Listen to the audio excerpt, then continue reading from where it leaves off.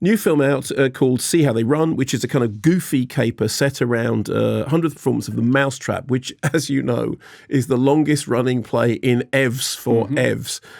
It's a whodunit, The Mousetrap, that famously ends with the audience being told, well, now you know who done it, you are party to murder. Yeah, so it's Daniel Craig, isn't it? I took Child 1 wanted to go and see The Mousetrap, and Child 2 came along rather begrudgingly, fairly recently, well, I mean, a few years ago. And then Child 2 got swept up in it. And then the play plays out. It's very, very old-fashioned, sort of lovingly old-fashioned. And then at the end of it, the person goes, and I say that it was so-and-so. And Child 2 completely involuntarily went, no, really loudly, which I think must be great that after all these years, they're still performing to people who don't know who done it. So, Agatha Christie, The Mousetrap began life as a radio play, which apparently drew inspiration from a real-life scandal, broadcast in 1947. Then there was a short story that Agatha Christie said should not be published whilst the play is still running in the West End. So in the UK, that short story still hasn't been published, and apparently it has been published in the US. This is set in the 50s. An American producer has come to London to get a film of The Mousetrap off the ground. There is an obnoxious director played by Adrian Brody who thinks that all whodunits are just nonsense, and he does, he wants to change it. He wants a brutal murder in the opening pages. He wants it to end with a shootout and explosion.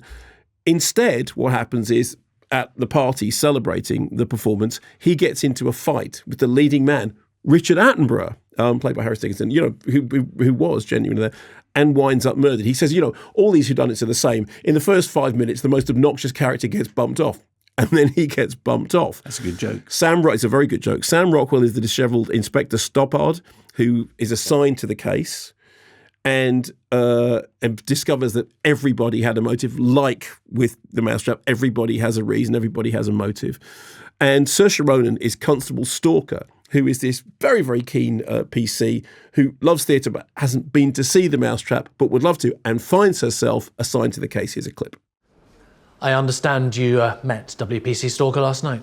I did, yes. Constable. Inspector. A very capable officer. Or at least she will be once she gets the proper instruction. Sorry, sir, I'm not sure you don't mean you want me to... Yes, I do. I'd like you to show her the ropes. I'm hoping some of her enthusiasm for police work might rub off on you. But the bullets, sir, is that why? This is not a debate, Stoppard. I have a reputation as a moderniser. I have to be seen to keep it up. I have said in public that I think women are the future of the force. Absolutely, sir. I agree. But we're not looking for stolen sweets or a lost bleeding bicycle. This is a murder investigation, and she is inexperienced. So obviously what's going to happen is, they're going to be paired up. She writes everything down in a notebook, including being told not to write everything down in a notebook. Excellent. And not to jump to conclusions. I went into this not knowing anything about it, but having just somebody told me the premise, and I thought, well, that sounds, creaky as anything. And then I found myself, it's that lovely thing when you're 3 minutes into it and you start laughing and you go, oh, this is actually really good. Directed by Tom George from a very funny script by Mark Chappell, has extensive TV credits. The performances are great fun. Saoirse Ronan is just terrific. I mean, she is just really, really funny and demonstrates she's got, really great comic chops.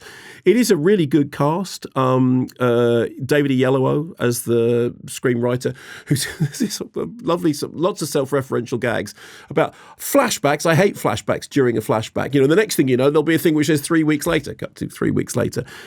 There's a very nice kind of the way in which they do the extended gag about whodunit, in which it is about whodunit. Sounds like, well, that will only last for a 5 or 10 minute sketch, but somehow they managed to make it last the whole length of the movie. It's self-referential, but it's also open enough that if you don't know anything about The Mousetrap, you will understand it. It also doesn't spoil The Mousetrap, which is pretty clever considering that you'd kind of think that that's what would have to happen.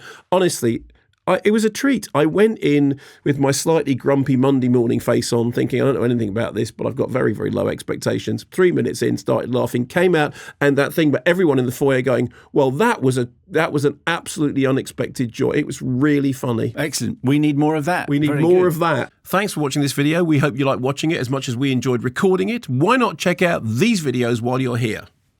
To be up to date on all things Kermode and Mayo's Take, follow us on our socials. They're all here below. I mean, why wouldn't you? I would, in fact. Yes, so did I. Yeah.